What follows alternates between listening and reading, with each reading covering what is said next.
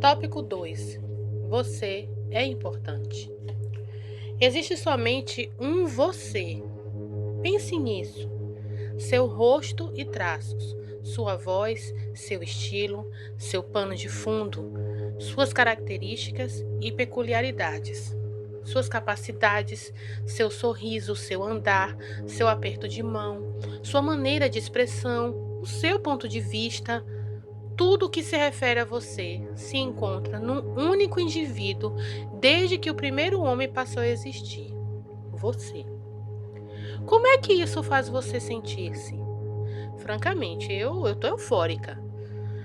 Cave tão profundamente quanto lhe apraz, nos arquivos antigos, empoeirados, dos tais Homo sapiens, e você não encontrará outro você em todo o lote. E isso, a propósito, não aconteceu simplesmente, foi planejado assim. Por quê? Porque Deus desejava que você fosse você, só por isso.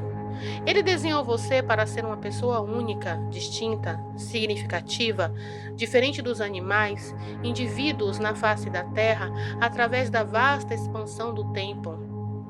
Em seu caso, como no caso de qualquer outro ser humano, o molde foi quebrado, para nunca ser usado de novo, uma vez que você entrou no fluxo da humanidade. Ouça a perspectiva do rei Davi sobre esse assunto. Tu criaste todas as partes internas do meu corpo. Tu uniste todas essas partes para formar o meu corpo, enquanto eu ainda estava no ventre de minha mãe. Eu te agradeço por me teres criado de maneira tão perfeita e tão maravilhosa. O teu trabalho é um verdadeiro milagre, e na minha alma sei disso muito bem. Tu conhecias perfeitamente cada parte do meu corpo, enquanto eu ainda estava sendo formado no ventre da minha mãe. Como a semente que cresce debaixo da terra, antes mesmo do meu corpo formar uma vida humana, tu já havias planejado todos os dias da minha vida. Cada um deles estava registrado no teu livro. Salmo 139, do 13 ao 16. Se leio corretamente esta verdade estarrecedora, vejo que você foi estabelecido e depois apresentado a este mundo exatamente como Deus o dispôs. Reflita nessa verdade, amigo desanimado. Leia uma vez mais as palavras de Davi e não menospreze esta afirmação. Deus está pessoalmente envolvido nos próprios dias e detalhes de sua vida. Grande privilégio. Em nossa era densamente povoada, cheia de crise de identidade, é fácil esquecermos isto. A individualidade é menosprezada. Pedem-nos que nos conformemos ao sistema. A opinião do grupo é considerada superior à convicção pessoal. E desde a fraternidade na faculdade até o clube de serviço do empresário, a tendência é para incentivar nossa acomodação no molde das massas. Está certo, fazer o que lhe apraz, enquanto for semelhante aos outros. Quando eles fazem o que lhes apraz, qualquer outra coisa está errada. Que estupidez! Isso resulta naquilo que eu chamaria de síndrome da imagem, especialmente entre os membros da família de Deus, chamados cristãos. Há uma imagem que a igreja deve manter. O pastor e seus auxiliares deveria ajustar-se à imagem aos olhos do público. De igual modo, todos os que estão em postos de liderança. Os programas da mocidade, as conferências sobre missões e as ênfases evangelísticas não se atrevem a desviar-se muito da imagem excepcional estabelecida num passado, quando ninguém sabe exatamente. Nossa comunhão deve ser amistosa, mas cheia de lugares comuns. Nosso amor deve expressar-se, mas não sem suas fronteiras frias.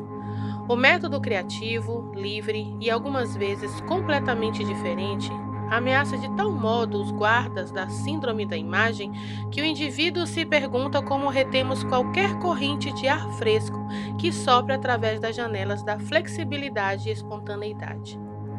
Minha mente pousa sobre um colhedor de figos de Tecoa, um pastor rústico, ossudo, que era quase tão sutil como um caminhão Scania na rodovia que liga São Paulo ao Rio de Janeiro.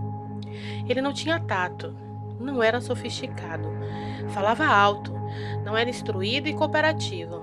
Seu nome era Amós. Não há nisso nenhum problema. Ele era pregador. Esse era um problema. Não se ajustava à imagem, mas recusava-se a permitir que isso aborrecesse. Ele foi chamado, imagine só, para trazer as mensagens matutinas ao santuário do rei. E isso ele fez. Suas palavras penetravam aqueles tetos abobadados e bancos gelados como setas flamejantes. A seu próprio modo, crendo firmemente em sua mensagem, ele precipitou-se contra o pecado como uma galinha sobre um besouro. E os guardas de imagem de Israel lhe disseram que ficasse em silêncio, que fosse mascatear sua doutrina de destruição lá nos cafundós de Judá. Seu estilo rústico não combinava com a pelúcia, com a residência real em Betel. Isso está escrito em Amós 7, de 12 a 13. Cônscio da tentativa dele de colocar seu método numa camisa de força e reestruturar sua mensagem, Amós respondeu: Eu não era profeta, nem filho de profeta, mas boieiro e cultivador de sicômoros. Mas o Senhor me tirou de após o gado e me disse: Vai, profetiza ao meu povo Israel. Amós 7, 14 e 15. Amós não estava disponível para ser algo que ele não era.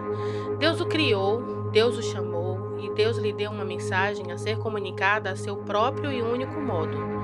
Um dissidente do ginásio de Tecoa não tinha o direito de tentar parecer ou exibir os ares de um graduado da Universidade de São Paulo. Escrevam Amós? Você não se encaixa no molde? Foi isso que enviou você ao vale do desânimo? Você não se parece com todos os demais cristãos? Nem se assemelha ao santo padrão? Nem atua como a maioria? Aleluia! Não se afadigue, meu amigo. E não se atreva a mudar só porque você é uma figura deslocada. Nesse caso, você não seria você. O de que a igreja necessita é de um bocado mais de fiéis colhedores de sicômoros que tenham a coragem de ser simplesmente eles mesmos. De qualquer maneira, todo aquele que for responsável por padronizar as fileiras dos cristãos deveria ser fuzilado ao amanhecer. Em assim fazendo, eles ignoraram por completo o valor da variedade, a qual Deus planejou para a sua igreja, quando ele colocou os membros no corpo, cada um deles como quis. Em 1 Coríntios 12, 18. Você é você. Existe somente um você, e você é importante. Deseja começar a sentir-se melhor? Realmente deseja banir o desânimo? Posso dizê-lo em 3 palavras. Comece sendo você. Fim do tópico 2. Início do tópico 3. Você não é um João Ninguém. Ainda não fomos muito longe, mas já é hora de um bom questionário.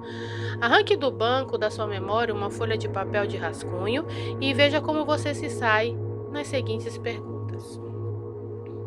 Questão 1. Quem ensinou a Martinho Lutero sua teologia e inspirou sua tradução do Novo Testamento? Questão 2. Quem visitou a The White Mold numa loja de calçados e falou-lhe a respeito de Deus? Questão 3. Quem trabalhou ao lado de Henry Irassonde e o incentivou como seu pastor auxiliar? Questão 4. Quem era a esposa de Charles Haddon Spurgeon? Questão 5. Quem era a mulher idosa que orou fielmente a favor de Billy Graham por mais de 20 anos? Questão 6. Quem financiou o ministério de William Carroll na Índia? Questão 7. Quem revigorou o apóstolo Paulo naquela masmorra romana quando ele escrevia sua carta a Timóteo? Questão 8. Quem ajudou Charles Wesley a pôr-se a caminho como compositor de hinos? Questão 9. Quem encontrou os pergaminhos do Mar Morto? Questão 10. Quem pessoalmente ensinou a Campbell Morgan, o expositor incomparável, suas técnicas no púlpito? Questão 11. Quem sucedeu a Hudson Taylor e deu à missão da China continental sua notável visão e direção? Questão 12. Quem disciplinou George Mueller e arrebatou do seu estilo de vida pecaminosa quando jovem? Questão 13. Quem foram os pais do piedoso e dotado profeta Daniel? Muito bem. Como é que você se saiu? Mais de 50%? Talvez 25%? Não chegou a tanto? Antes que você se desculpe por sua incapacidade de responder às perguntas, chamando o questionário de insignificante, melhor é parar e pensar. Não fora por aquelas pessoas desconhecidas, aqueles Joãos ninguém, uma enorme parcela da história da igreja estaria faltando, e vidas e mais vidas não teriam sido tocadas. Joões ninguém. Que necessário bando de homens e de mulheres, servos do rei, não obstante, sem nome no reino. Homens e mulheres que, com heroísmo silencioso, mas com fiel diligência, desistiram da luz da ribalta e viveram à sombra de figuras públicas. Como é que Jim Elliot, o martirizado mensageiro do Evangelho aos Aucas, definia os missionários? Algo como um bando de Joões ninguém tentando exaltar alguém. Mas não confundamos anônimos com desnecessários. Do contrário, todo o corpo fica aleijado, paralisado mesmo, ou, na melhor das hipóteses, terrivelmente aturdido à medida que a maioria dos membros que estão no corpo se tornam enfermos, com autocompaixão e desânimo. Enfrente isto, amigo. O cabeça do corpo atira como quer. É prerrogativa dele dar publicidade a alguns e ocultar outros. Não me pergunte por que ele escolhe aqueles a quem ele usa.